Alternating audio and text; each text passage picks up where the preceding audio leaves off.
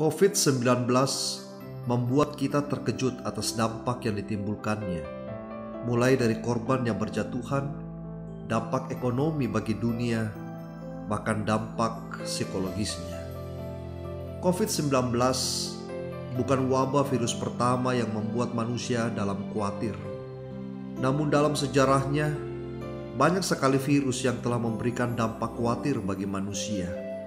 Salah satunya pernah ditulis Yuval Noah Harari dalam bukunya Homo Deus.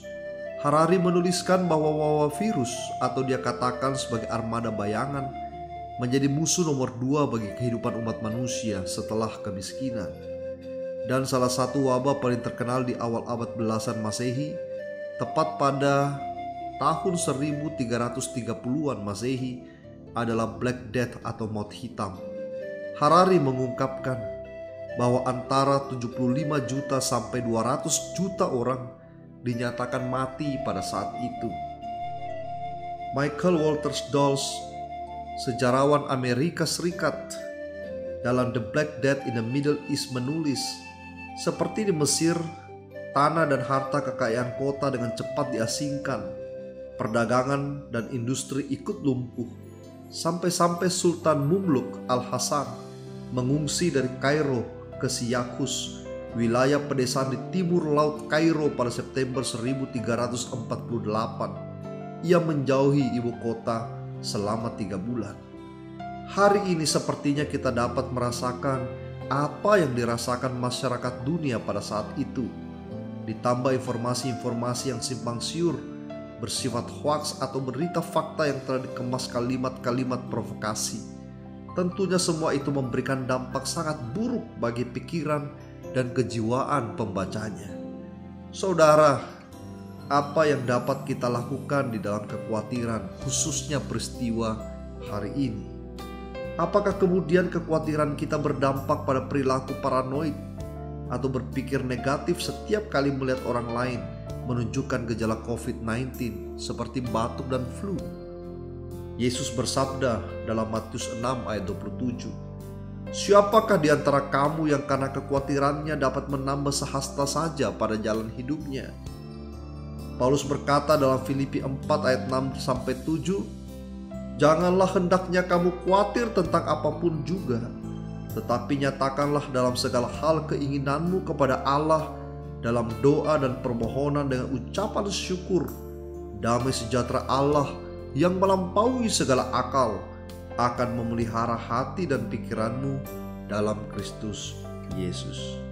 Kita dibawa oleh kitab suci untuk kembali berefleksi bahwa kekhawatiran tidak berdaya positif melainkan negatif, sehingga kekhawatiran akan membunuh kita melalui labirin-labirin rasa takut.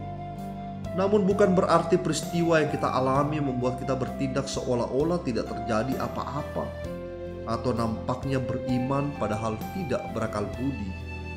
Yesus bersabda jangan khawatir. Paulus pun mengatakan hal yang sama, jangan khawatir.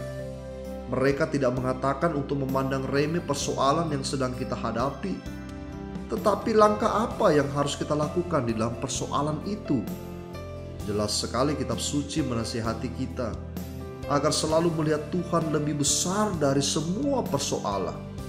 Kendati persoalan itu di luar daya kita, sehingga kita sadar bahwa mungkin tidak ada sumbangsi gerak yang dapat kita lakukan untuk dunia ini. Namun tidak kalah penting adalah berdoa bagi dunia ini, bagi Indonesia, tim medis, dokter perawat, bahkan ahli virus, para korban dan keluarganya, agar Allah bermurah hati menolong kita semuanya. Berhenti menyebarkan ketakutan, gantilah dengan menebarkan penguatan, agar apa yang dimaksud kitab suci menjadi nyata di dalam hidup kita bersama. Izinkan saya mengutip sesuatu yang indah sekali dari www.pinterest.com. Khawatir adalah sebuah kata yang bisa membunuh hidup kita. Khawatir membuat hidup dan semangat kita lumpuh, tidak berdaya. Khawatir sama seperti membayar bunga untuk uang yang mungkin tidak pernah kita pinjam. Kekhawatiran tidak akan bisa melenyapkan kesedihan hari esok, tetapi akan menghilangkan kegembiraan hari ini. Khawatir seperti orang yang mengumpulkan berkas kayu untuk membangun jembatan yang tidak bisa ia seberangi. Khawatir seperti kursi goyang yang kelihatannya memberikan sesuatu untuk Anda lakukan, namun Anda sebenarnya tidak pernah sampai kemanapun. Dari pengalaman hidup kita banyak kali mengalami kekhawatiran, tetapi kebanyakan tidak pernah terjadi. Bila kita khawatir, kita akan lebih banyak menderita oleh hayalan daripada oleh kenyataan. Orang yang khawatir pastinya sudah menderita akan hal yang mereka khawatirkan.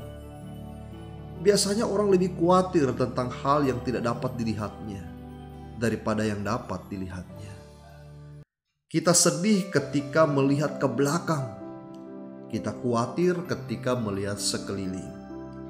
Namun, kita tidak akan pernah khawatir jika iman kita melihat ke atas. Tuhan memberkati kita. Pertolonganku yang ku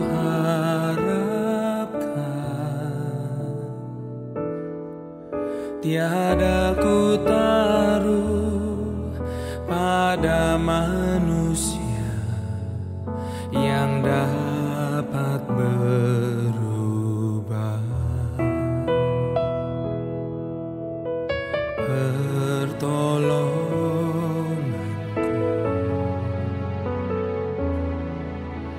yang ku nantikan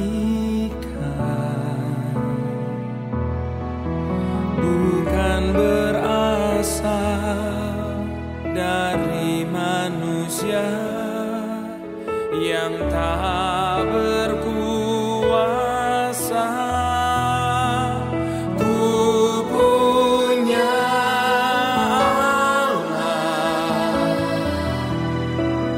pencipta langit bumi.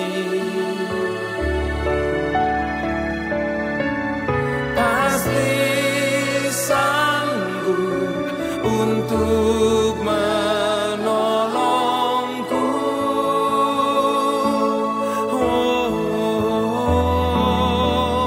ku punya Tuhan penuh belas kasihan,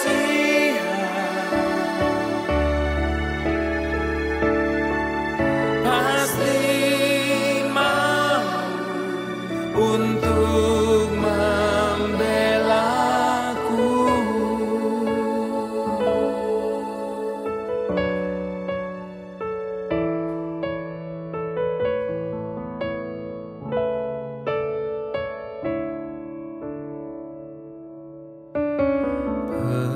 Pertolonganku yang ku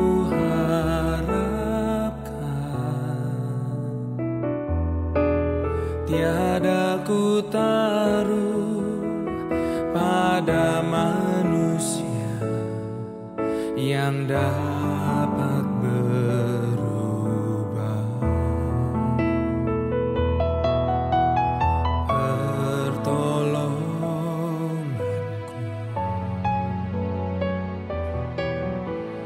yang ku nantikan bukan berasal dari manusia yang tak berkuasa. Ku punya Allah, pencipta langit